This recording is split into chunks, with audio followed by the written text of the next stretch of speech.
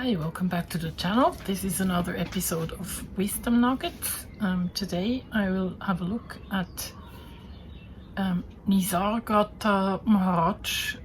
He was a non-duality teacher. He was a spiritual teacher, Indian, a philosopher. He was born in 1897.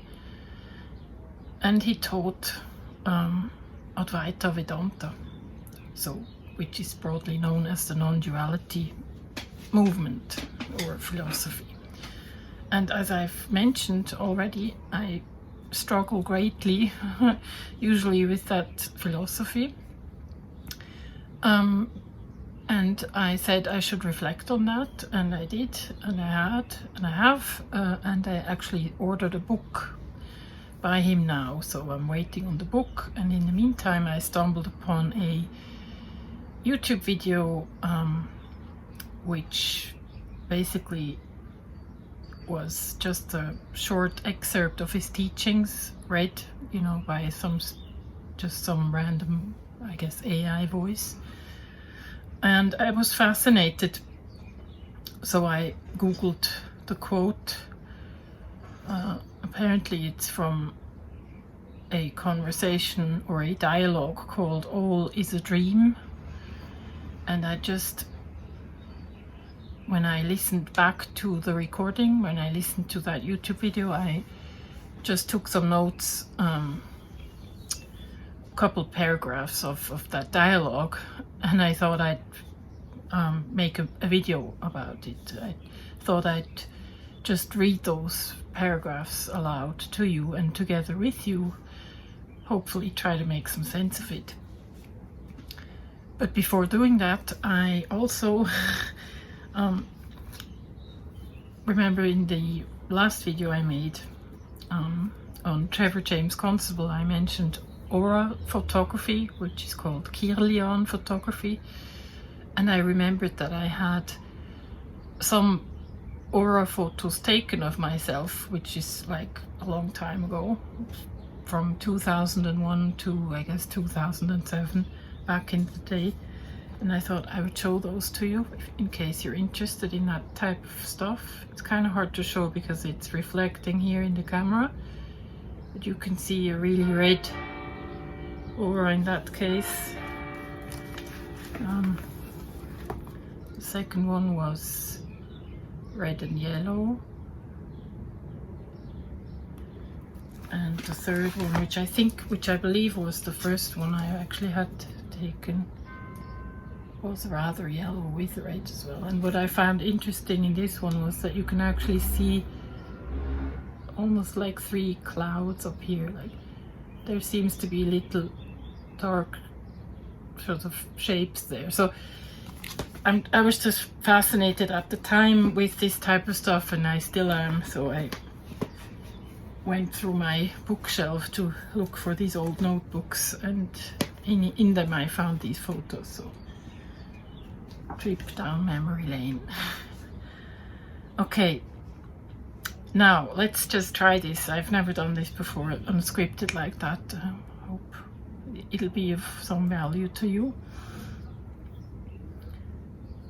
The first thing I wrote down was: life ceases to be a task.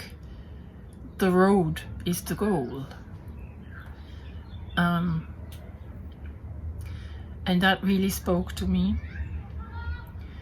because I would say up until my probably 44th birthday, which was 3 years ago now, I really did regard life as a task, mostly. I was always very focused on what I was going to do next, and once I achieved that, I already had the next goal in mind. So I was completely focused on the future. I was not in the now at all. And then I had my second huge clinical depression, which obviously stops me in my tracks and made me reevaluate a lot of things, and also made me change my life a great deal. So I had to learn how to manage my energy, and I basically found over the course of a couple of months a way to let that being so driven by ambition and task oriented and future focused, I was able to let that go. And I was fortunately able to maintain sort of like a focus on the present, on the here and now, ever since then, which I'm really grateful for. So that really spoke to me when I heard that. The next paragraph goes like this: there is no need for a way out.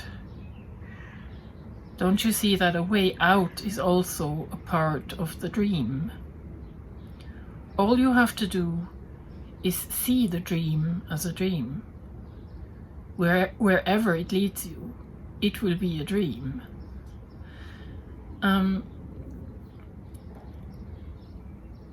I found that both comforting but also discomforting at the same time. The first two lines, there is no way out, there is no need for a way out, Freudian slip there, and don't you see a way out is also part of the dream, is comforting because I feel that a lot of people who are on a spiritual path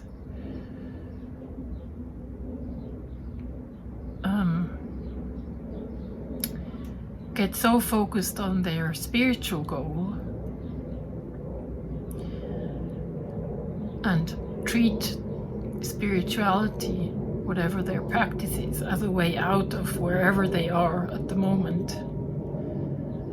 And doing that, they, in my opinion, try to evade life. And I've done that for a long time as well. I've probably been on a spiritual path consciously since my late teens, I would say. And for a long time I also regarded spirituality as something that one can achieve. So I was running after a carrot, so to speak, you know. I was running after the carrot of enlightenment, if you will. And so those two lines to me reflect that spirituality also is part of the same dream that we call life. So, and the second part of the paragraph is, all you have to do is see the dream as dream. Wherever it leads you, it will be a dream. I find that last sentence a bit discomforting, because there is something inside of me that wants to wake up, you know. I still feel the urge of wanting to wake up out of this world, out of this reality. Largely because, well, I mean, there's a lot of things wrong with our world right now, you know, so at the moment, I mean, always has been, I guess, but it's really striking right now. It's sort of things are culminating, you know. So I just feel that there's so much that we don't see, and there is so much that we cannot experience with our sensory perception, and that's what I would like to wake up to, you know, is this vastness of everything, vastness of life. I feel I want to always broaden my horizon even more, you know. So I think this sentence, wherever the dream leads you, it will be a dream, it sounds like a verdict, you know. It sounds like we can never wake up, and that's what I don't like about it. So, but intellectually, I guess I understand what he means. The next paragraph reads, the very idea of going beyond the dream is illusory. Why go anywhere? Just realize that you are dreaming a dream you call the world, and stop looking for ways out. Okay, so now he basically answers what I just spoke to, is, you know, that feeling of wanting to get out of the dream. He actually addresses that in this next paragraph, and he says that the very idea of being able to go beyond the dream is an illusion in itself. Why go anywhere? Just realize that you are dreaming a dream you call the world, and stop looking for ways out. Okay.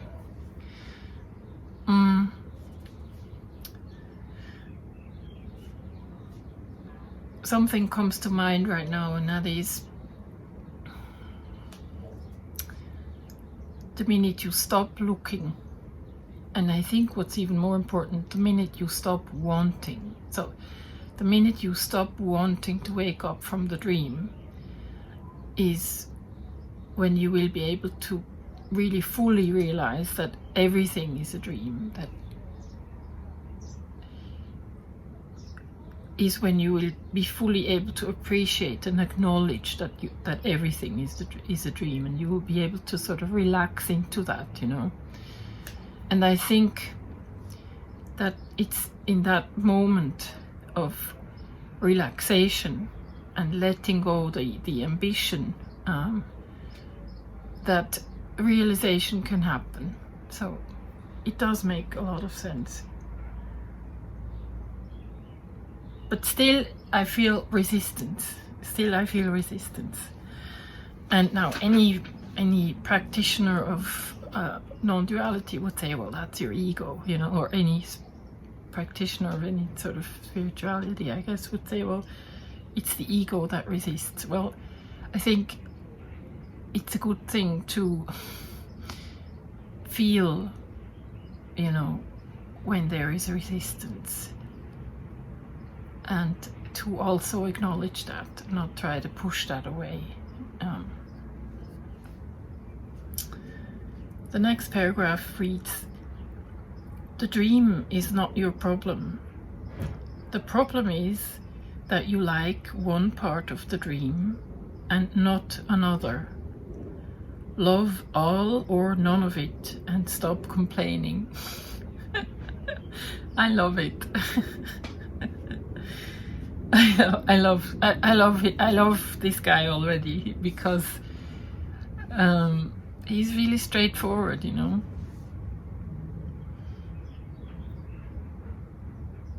So I think what he speaks to here is that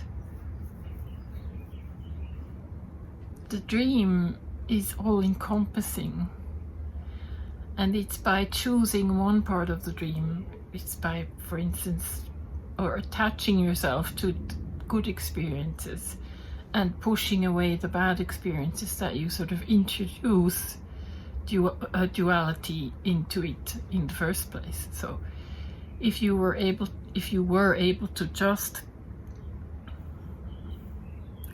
love all of it, as he says right here, and stop complaining, I think the dream would probably, you know, become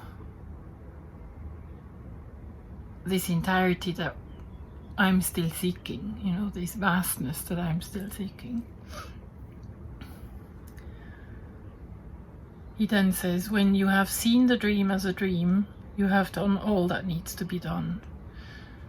And I think we have to distinguish here between intellectually understanding that the dream is a dream and actually experiencing, being able to experience it in that poised, relaxed, non-attached way at all times. I think that's the great difficulty.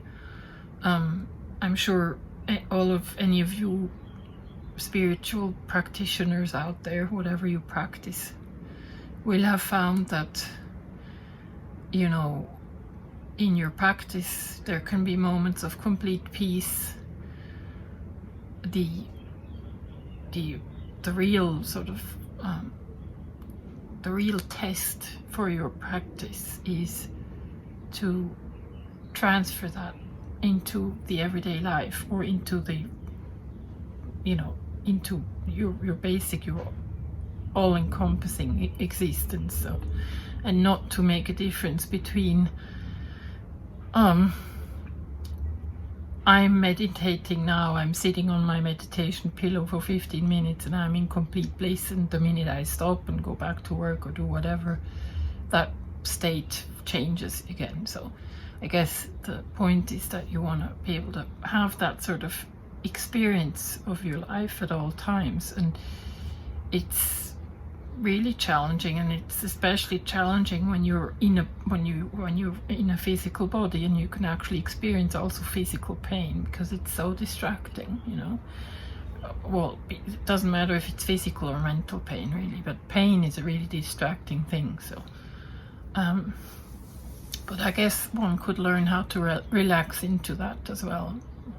I'm not so sure if I could, but I mean,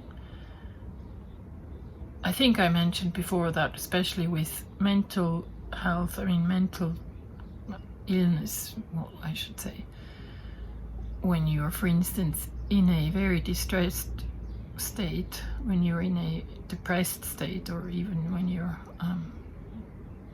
I mean, any sort of mental state, anguish, or, you know, it's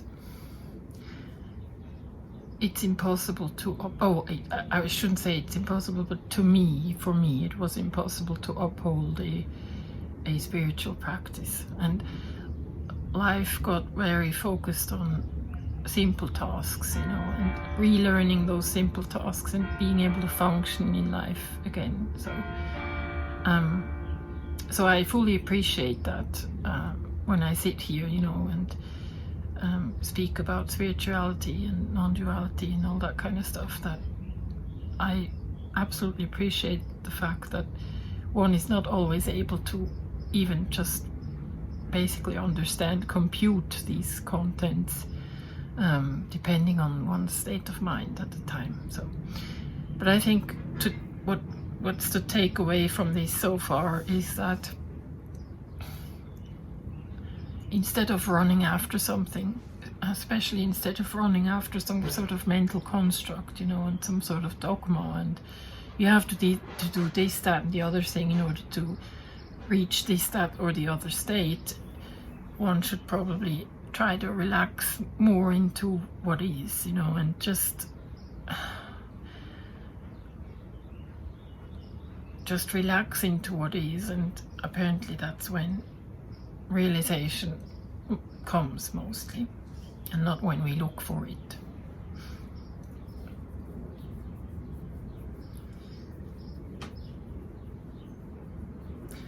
The last paragraph that I wrote down was, realize that your world is only a reflection of yourself, and stop finding fault with your reflection. Attend to yourself, set yourself right, mentally and emotionally.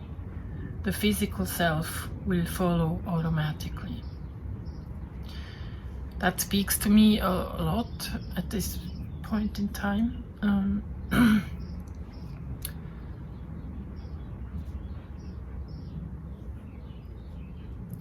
I think I've lived long enough already in this life to have realized that the world around me is a reflection of maybe not myself, but how I, how I regard the world, and how I, how I am in the world sort of is being reflected back to me. That's sounds logical. It's the not trying to find fault with the reflection, which is hard. I think I probably speak for a lot of people when I say that I tend to find fault with myself. Maybe less so than in the past, but I still do. A lot of it has to do with right now. It's really basic and fun, and sort of, but it's weight gain from, not looking after myself, and all types of, from all types of consequences of, different, relying on medication and not doing enough sports and whatever. So, but I do find fault with that still. What I found really helpful though is to read those the second to last and the last sentence, which is set yourself right mentally and emotionally. The physical self will follow automatically. And I think I'm starting to realize that is true personally. I'm starting to experience that actually.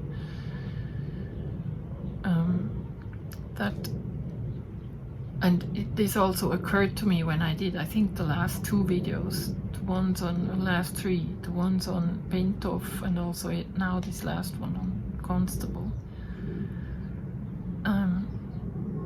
Is that things really do seem to start sort of like in the mental or etheric or non-physical realms, and sort of translate down into the physical, be it well-being or be it disease. So that's how I approach things that I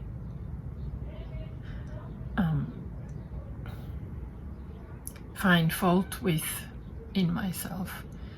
That's how I want to try to approach those now, is to approach them first on a mental level and then have them sort of trickle down into the physical, because I know myself well enough that if I were to punish myself now with a